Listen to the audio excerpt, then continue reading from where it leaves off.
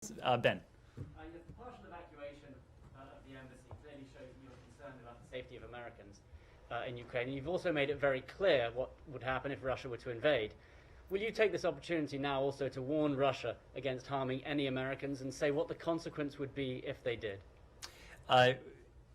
So let me take that question and make clear that we have no higher priority than the safety and security of Americans around the world. And last night, you heard us speak to the prudent steps we are taking in the context of our diplomatic community in Kiev, knowing that the Russians have this large military buildup, that they could well be poised to take significant aggressive action at any moment. And so the authorized departure of non-emergency employees of our embassy and the ordered departure of dependents is part and parcel of and reflective of the paramount priority we attach to the safety and security of the American people. I don't want to go into private discussions, but we have made it abundantly clear to the Russians the priority we attach to the safety and security of the American people. They know that that is our highest priority. They know that we go to extraordinary lengths to protect their safety and security, and I'll leave it at that. In terms of the numbers of people, of Americans inside Ukraine, yesterday I know that the State Department wouldn't be drawn on exact numbers, but is that because you don't know how many, or you just won't say how many Americans are inside Ukraine? Our goal always is to provide you with timely and accurate information. And right now, we do not have an account that we consider to be accurate of the number of Americans, private Americans, who are resident in Ukraine. And I'll tell you why. You've heard this in the context of Afghanistan, but when Americans travel overseas, they, of course, are not required to register with the embassy in country. We always encourage Americans to register when they're traveling abroad with our so-called STEP system. But I think, as many of you can attest, when you travel overseas, you may not always do that. And some of you probably have never done that. Similarly, when Americans depart the country, they would need to deregister themselves. And so, given that many may not register in the first place, I think it is a safe assumption that many would, those who actually do register, may not remove themselves from that tally of American citizens who may be resident in a foreign country. The other point is that even when people do register, the State Department is not in a position to independently verify that a person who has signed up in STEP, the so-called STEP system, is actually an American citizen. So there are for a number of reasons, the tally, we just don't have an accurate tally at the moment. When we have messaged with the American people in private American citizen community in Kiev, in Ukraine, in recent days, we have encouraged them to fill out a form that will help us acquire greater granularity on the size of the private American citizen community in Ukraine, but that's just not something that we have right now. One more, you mentioned Afghanistan. I wonder if is there anything from Afghanistan that you learned about identifying and rescuing Americans inside a war zone that you think can be applied here? Well, these are obviously not analogous situations, and so I would hate to suggest otherwise. Our primary charge is to keep the U.S. citizen community informed of safety and security developments. That is what we did most recently yesterday evening when we issued the updated travel advisory and accompanying media note to keep them informed of safety and security developments, and that can include information on commercial travel options. We have done this because, as the president has said, military action by Russia could come at any time, and we all know, and we have all seen indications that that is the case, given the large-scale military buildup.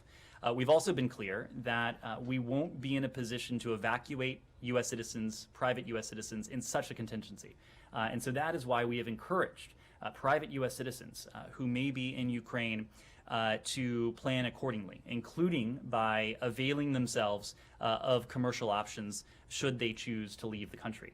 Even though we are reducing the size of our embassy footprint, the embassy is there to assist American citizens in this. We have the ability to provide, for example, repatriation loans for any Americans who seek to avail themselves of those commercial options to return to the United States. If you don't mind. Sure. First, what do you want to achieve from the meeting that Biden is having with European leaders? Presumably it's building on Mr. Blinken's meeting this morning. So what do you want to achieve from that?